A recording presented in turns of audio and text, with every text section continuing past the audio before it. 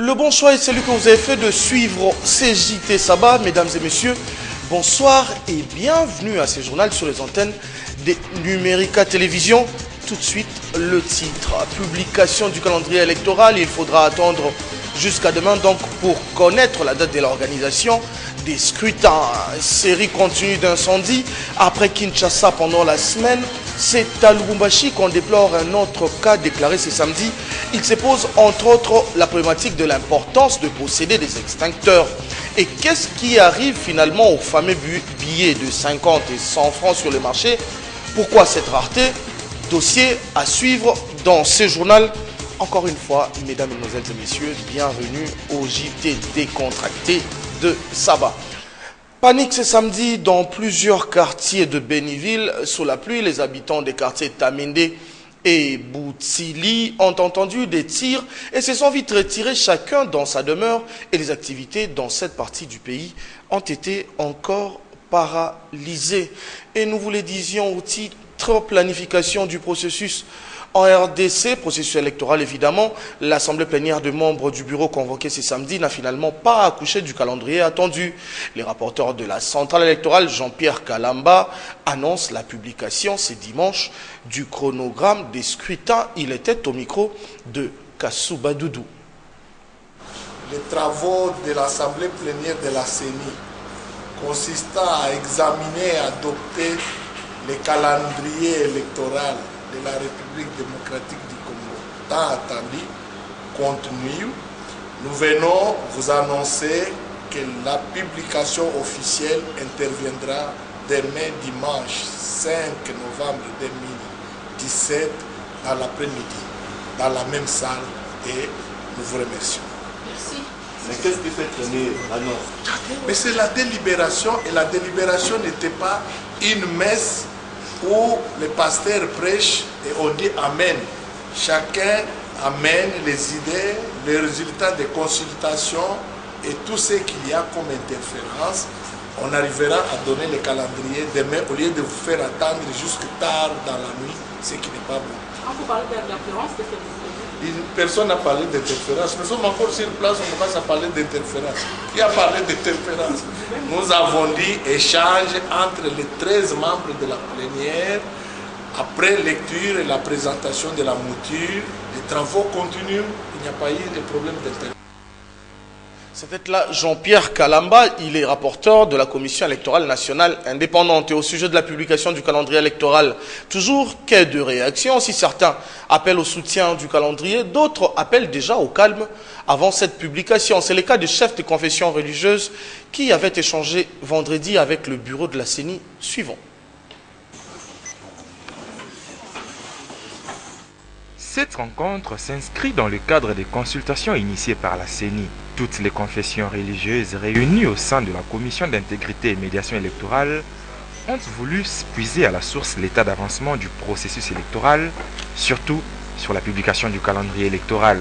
Lorsqu'on parle des élections transparentes, crédibles, etc., on termine toujours par apaiser. Et lorsqu'on parle des élections apaisées, c'est avant tout aussi les confessions religieuses, parce que vous savez que nous, on vit avec la population au quotidien, toutes les espérances, les angoisses et tous les attentes de la population, les confessions religieuses, nous le vivons, nous le connaissons mieux que quiconque. Et donc lorsqu'il faut publier par exemple le calendrier électoral, c'est un grand moment dans la vie politique, la vie sociale du pays. Et nous aussi, nous avons été consultés pour que nous puissions également parler aux fidèles, aux croyants, etc. Tout ça, un appel à la paix. Et je crois que dans les prochaines heures, nous ferons un grand message de paix pour notre pays, parce que c'est très important que nous ayons la paix, que le pays vive avant, pendant et après les élections. Le président de la Commission d'intégrité et médiation électorale a souligné que les confessions religieuses ont un rôle important à jouer dans l'instauration de la paix en période électorale. Publication du calendrier électoral encore, c'est l'actualité. Place à présent à l'éditorial. Après avoir fait le tour de journaux parus la semaine, retour à José Nawej. Il est éditorialiste dans Forum 2As dans cet édito intitulé l'heure de vérité approche. Suivons plutôt le contenu de l'éditorial du confrère. Deux As éditorial, l'heure de vérité approche. L'heure de vérité, on semble s'en approcher à grands pas. Même les postures politiciennes des uns et des autres n'arrivent plus à cacher ce qui ressemble fortement au compte à rebours. Dans le landerneau politique, tout le monde paraît avoir décodé les messages de l'envoyé spécial du président américain. Peut-être même des permanents occidentaux, Conseil de sécurité des Nations Unies, ce qui en Afrique sonne communauté internationale. C'est cap sur les élections pour tous, à prendre ou à laisser, à ses risques et périls, on en sent l'odeur. Si l'administration démocrate paraissait s'adresser sur un ton quasi comminatoire davantage au pouvoir congolais qu'à l'opposition, l'isolationniste et iconoclaste Trump semblait se tenir à équidistance entre les deux protagonistes. Les présidents américains paraissant avoir pris la mesure des limites de l'interventionnisme de ses prédécesseurs, notamment en terre africaine, des Libye et des Somalie, des pays sans ou presque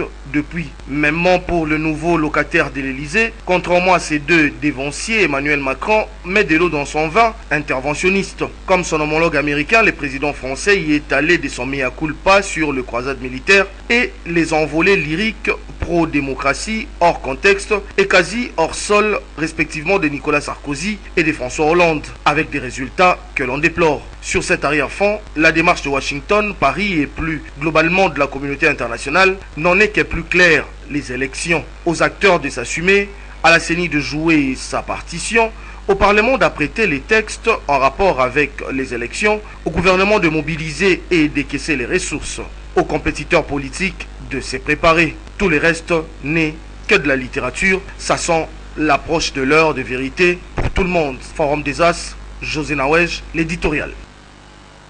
Autre chose, le vice-premier ministre, ministre de l'Intérieur et Sécurité, séjourne depuis cet après-midi en Égypte. Emmanuel Ramazani Chadari est allé représenter le chef de l'État à la conférence internationale sur la jeunesse qui se tient à Sharm el-Sheikh. Il est accompagné du vice-ministre des Affaires étrangères à cette rencontre qui accueille près de 10 000 jeunes venus de 66 pays de tous les continents. Célébration de la journée de la jeunesse justement. Rendons-nous à présent à la province du Congo central, à Matadi précisément, où Francine Mouimba du Conseil national de la jeunesse a présidé une cérémonie qui a mis au centre de jeunes avec comme invité le ministre d'État Michel Bongongo qui s'y trouvait dans le cadre d'une mission officielle. Reportage.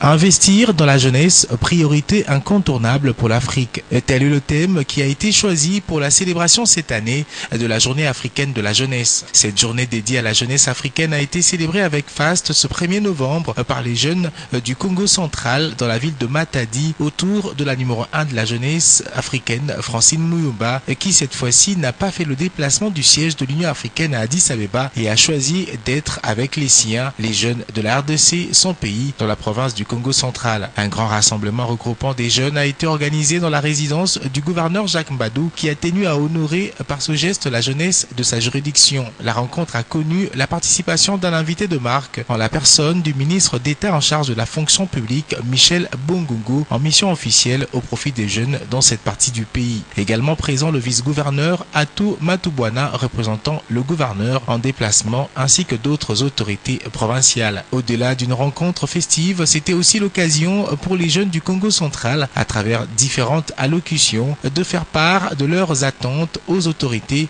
auprès de qui tous réclament à investir encore plus dans la jeunesse. Plusieurs allocutions ont eu lieu, du mot de bienvenue du président du Conseil provincial de la jeunesse à l'allocution de la première vice-présidente du Conseil national de la jeunesse qui était de la délégation de la présidente de l'UPJ et la prise de parole de Francine Mouimba elle-même, elle qui a voulu honorer les jeunes du Congo central, lieu où elle s'est aussi adressée à toute l'Afrique en cette journée africaine de la jeunesse. Les autorités seront appelées à prendre en compte différents besoins des jeunes. Les jeunes à leur tour seront aussi appelés par le ministre d'État, ministre en charge de la fonction publique, à saisir l'opportunité qu'offre le gouvernement sur instruction du président de la République dans le souci de promouvoir la création de l'emploi des jeunes. Les jeunes seront aussi appelés à cultiver l'amour de la patrie et surtout à porter leur énergie au profit du développement de cette nation qu'est la République démocratique du Congo. Et restons à Matadi pour parler de la tournée du ministre d'État en charge de la fonction publique, Michel Bongongo, dans le chef-lieu du Congo central, est allé prêcher la modernisation de la réforme de la fonction publique. Reportage. Du sang neuf au sein de l'administration publique congolaise. C'est tout l'enjeu de la rencontre entre le ministre d'État, ministre de la fonction publique et les jeunes universitaires du Congo central. Une opportunité en or vient de leur être donnée grâce au projet de recrutement 1000 jeunes professionnels. Pour cela, Michel Bongongo a donné les critères d'éligibilité. Pour être éligible au programme jeunes professionnels, le candidat doit remplir les conditions suivantes. 1. Être de nationalité congolaise. 2. Jouir de la plénitude des droits civiques. 3. Être de bonne vie et mœurs. 4. Avoir atteint l'âge de 18 ans au minimum et 35 ans au maximum. 5. Être détenteur d'un diplôme de licence ou son équivalence. La présidente de l'Union panafricaine de la jeunesse, qui est un bel exemple pour la jeunesse congolaise, a elle aussi encouragé les jeunes universitaires à souscrire à ce projet. Pour réussir sa vision de la réforme, le gouvernement est dans l'obligation de procéder au recrutement des jeunes diplômés pour remplacer les fonctionnaires publics qui vont à la retraite. La campagne de sensibilisation aux 1000 jeunes universitaires a coïncidé avec la célébration de la journée africaine de la jeunesse. Une manifestation a été organisée à Matadi, cérémonie présidée par la présidente de l'UPJ en présence du ministre d'État et ministre de la fonction publique. C'était là un commentaire rendu par Bienvenue Babois. On en parlait dans le titre. Encore un incendie cette semaine, mais cette fois-ci c'est à Lubumbashi, capitale du Haut-Katanga, précisément dans la commune de Lubumbashi. Ce matin, l'immeuble Merci Congo a pris feu, causant de graves dégâts matériels. Les camions anti-incendie de la mairie de Lubumbashi ont réussi à éteindre le feu, mais la cause n'a pas encore été élucidée jusque-là. Et il faut croire que ces derniers temps, ces incendies se font effet de mode. Il se pose donc un problème de prévention de ces genres de catastrophes. À la question de savoir si la culture ou encore mieux l'obligation de munir nos bâtisses d'extincteurs est respectée, on comprend très vite que pas toujours. Nous nous sommes rendus à une maison spécialisée les temps d'un constat vite fait. Gloria Seya et Doudou Kasuba nous en disent un peu plus.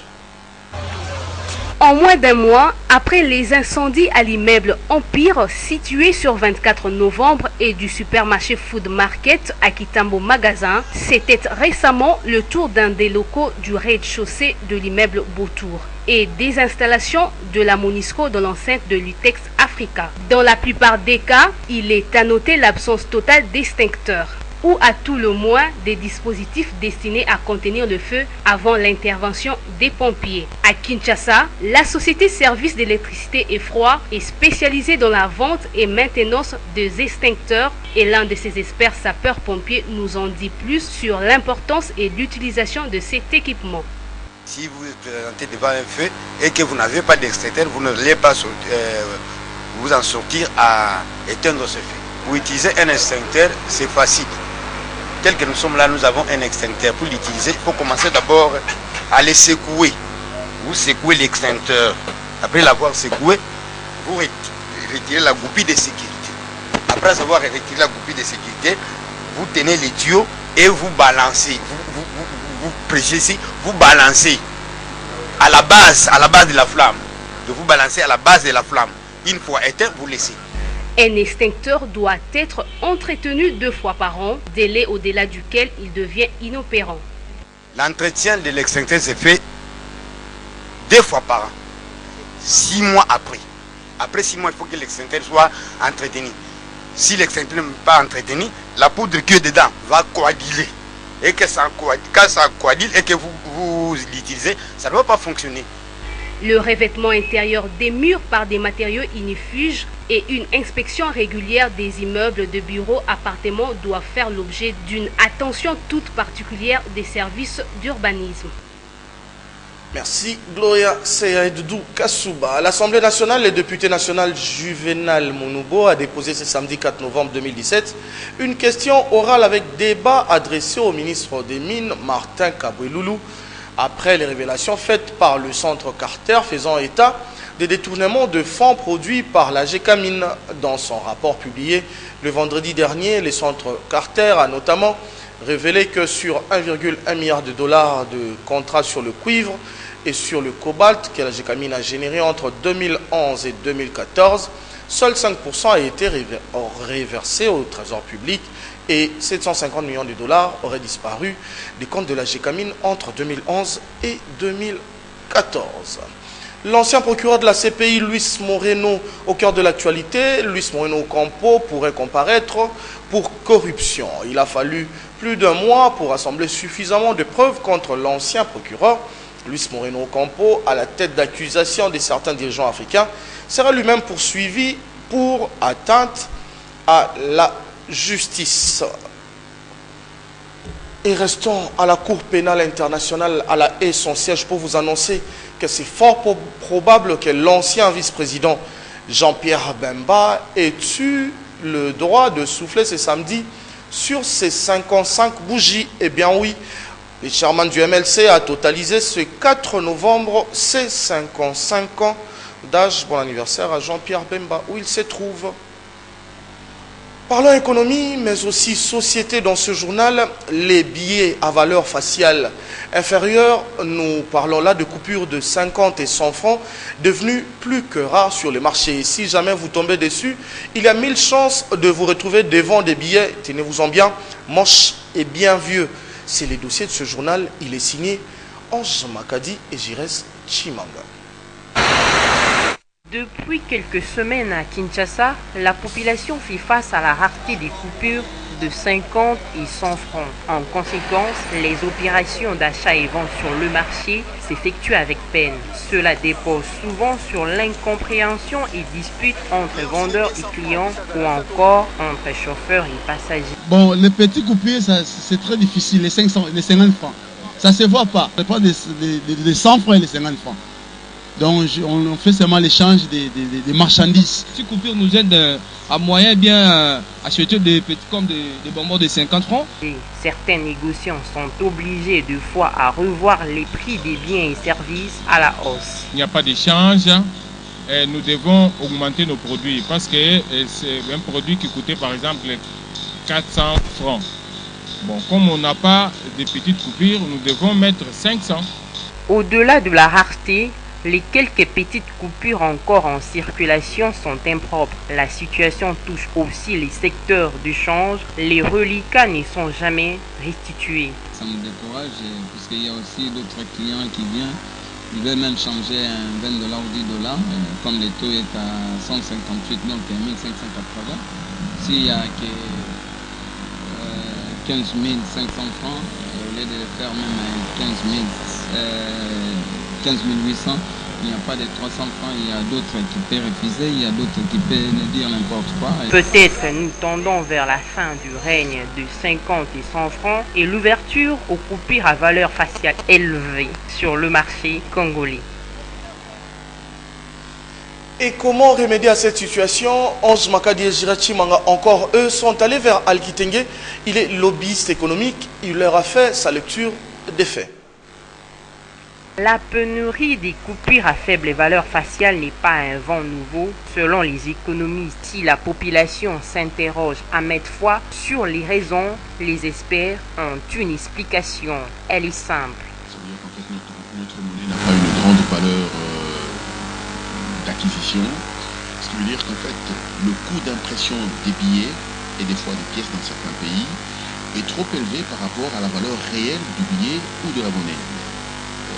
Ça devient un cercle vicieux. Où se trouve le nœud de problème? La fabrication des billets de 50 et 100 francs a un coût élevé. Al-Kitenge propose la monnaie électronique. Lorsque vous désirez augmenter le prix, vous devez passer d'une valeur à une valeur supérieure en fonction de la monnaie disponible. Alors que si vous êtes en monnaie électronique, vous pouvez passer de 1 à 1,01, ça ne pose aucun problème dans la mesure où il n'y a pas de billets, où il n'y a pas de pièces. Le monde est en train de se moderniser. Il est important que notre économie aille dans ce qu'on appelle le cashless. Et c'est important que cette contrainte du coût d'impression des billets nous pousse, nous, à nous moderniser. L'économie congolaise est en berne et affiche un tableau sombre et les effets néfastes se feront sentir davantage sur le marché. Parlons sport dans ce journal, relation entre les clubs et les footballeurs de la RDC, contrat ou arrangement. Le sujet était au cœur d'une conférence débat organisée par l'Union des footballeurs congolais devant un panel de journalistes sportifs. Enjeu, répondre aux questions d'actualité autour des transferts conflictuels de joueurs en RDC conformément au texte en vigueur. Témoin de l'événement, Paul Kazozo et Théodore Chitolé pour le compte rendu justement. Au regard de l'arrêt Bosman en 1995 et du cas Neymar en 2017 en Europe, avec beaucoup d'incidences sur le football mondial, des cas de transferts conflictuels de joueurs abondent en RDC. Et en dépit des statuts clairs de la FIFA et des textes en vigueur en RDC, d'où le sens même de cette conférence débat dans le but d'éclairer la lanterne des équipes, de joueurs et de l'opinion sportive. Ce qu'on peut retenir, ce que nous nous battons pour la mise à jour des textes qui régissent les statuts de joueurs, qui régissent les transferts dans notre pays. Parce que nous avons pris cette initiative en partant des problèmes de conflits que nous avons relatés comme presse au niveau de notre mercato. De joueurs qui entrent en conflit avec les clubs ou de clubs qui entrent en conflit entre eux sur cela. Et pourquoi cela? On a interrogé les textes de la FIFA, on s'est dit c'est parce que nous sommes en déphasage. Pourquoi nous sommes en déphasage? Il y a sûrement des responsabilités. Nous sommes encore en train de dormir sur nos lauriers. Il faut nous réveiller. Les syndicats, les avocats doivent aussi jouer leur rôle pour défendre les intérêts. Les joueurs, la carrière du joueur est très limitée. Elle est tellement brève que pendant où il est opérationnel, il faudrait qu'il accumule, si vous voulez, tous les moyens possibles parce qu'il vivra de cela après. Parce qu'il y a des joueurs qui n'ont que les jambes pour vivre. Mais alors, pour profiter justement de ces dons que Dieu leur a donnés, il faudrait qu'administrativement, qu'ils soient outillés, qu'ils soient protégés, de manière à ce que demain, il peut vivre de son métier. Du choc des idées, jaillit la lumière, dit-on. À première vue, le thème du débat apparaît banal, mais peut bien changer les choses si tout le monde y réfléchit autour d'une même table. 1-0, c'est le résultat qui a sanctionné les matchs amicaux d'entraînement entre l'Académie Club Rangers et le FC Sadaka ce matin. C'était au stade Tata Raphaël. Ces matchs est le tout dernier de l'AC Rangers avant son entraînement au centre Kourarampova en prévision du championnat de la Lina Foot. Sadaka réhabilité sur son dossier contre l'AJ vainqueur et déclaré champion de l'Upopo jouera son premier match à l'Epefkin. Ce sera mardi 7 novembre 2017 contre Dijak, Paul Kazozo et Théodore Chitoli.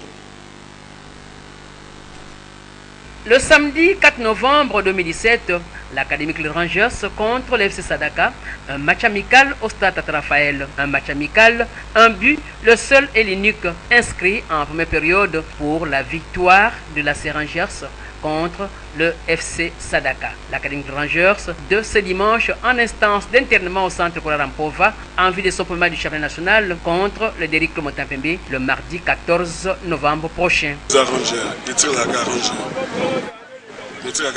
Donc champion, vous allez bien, tout ça, champion, tout ça, figure mon cabinet. Sans repère depuis le mois d'août 2017 pour un litige contre l'AJ vainqueur, un litige qui n'en était pas un puisque monté de toutes pièces, mais pour lequel le même tard, Sadaka a été réhabilité dans ses droits. D'où le remerciement de son président Blaise Lokoki à tous ceux qui ont milité de près ou de loin. Depuis qu'on a fait sortir cette décision, je crois que c'est la première fois que je prends la parole. En commençant d'abord, je remercie le comité exécutif qui est piloté par M. Constant Omari, pour avoir opté une option de la légalité et remettre FC Sadaka dans ses droits. Je remercie tout le monde qui avait participé dans ce dossier, de loin et de près. Toutes les équipes de Kinshasa, toutes les équipes de Lifkin, ils étaient derrière FC Sadaka. Donc, pour la décision, la vérité est tranchée aujourd'hui. FC Sadaka est réhabilité dans ses droits. La vérité, dit-on, est têtue. Même à pas de caméléon ou de tortue, elle finit toujours par triompher. Réhabilitée depuis le 30 octobre 2017 par la commission ad hoc mise en place par la FECOFA, après la perte de temps inutile par la commission de discipline de la FECOFA, Sadaka débute les championnats à la 7e journée contre Dijak. Ce sera le mardi 7 novembre 2017 au stade Tata Raphaël. C'est donc par cette belle voix de Paul Kazozo que nous mettons fin à cette édition d'information. Merci de nous avoir suivis. À 21h, vous suivrez votre émission Consolation avec Trésor Baka, Boakanga. À 22h15, ça sera le tour de Peggy Tsassa dans Écho de la semaine. Les mariages aujourd'hui aussi. Le rendez-vous, c'est à 23h avec Nadine Maïfula. Ça sera juste après la rediffusion de ces JT Saba. Nous vous prions de continuer à visiter notre page Facebook, Numérica TV officielle. Portez-vous bien. Merci encore de votre attention et merci à l'équipe qui nous a aidés à réaliser ces JT Saba. À très bientôt.